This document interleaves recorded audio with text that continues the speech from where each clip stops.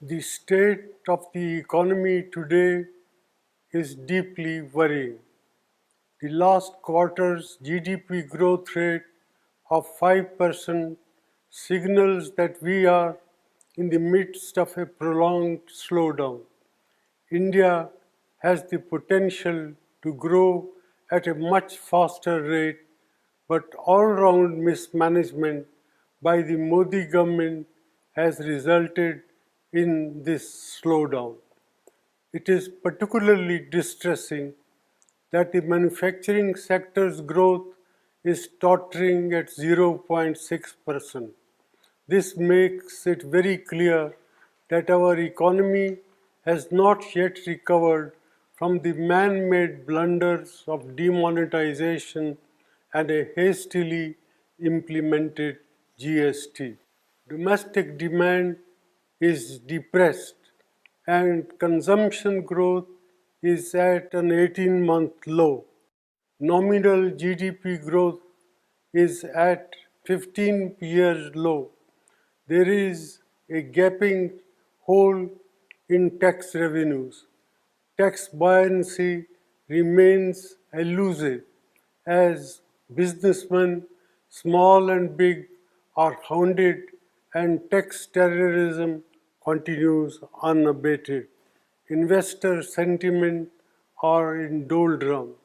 These are not the foundations for economic recovery.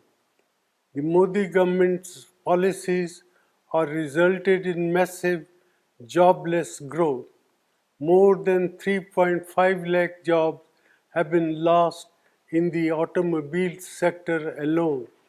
There will similarly be large-scale job losses in the informal sector, hurting our most vulnerable workers. Rural India is in terrible shape. Our farmers are not receiving adequate prices and rural incomes have declined. The low inflation rate that the Modi government likes to showcase comes at the cost of our farmers and their income by inflicting misery on over 50% of India's population.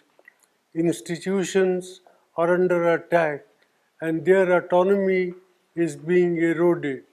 The resilience of the Reserve Bank will be tested after its record transfer of rupees 1.76 lakh crore to the government, which claims that it does not have a plan on what it will do with this windfall.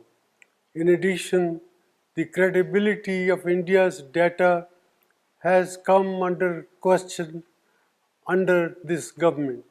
Budget announcements and rollbacks have shaken the confidence of international investors.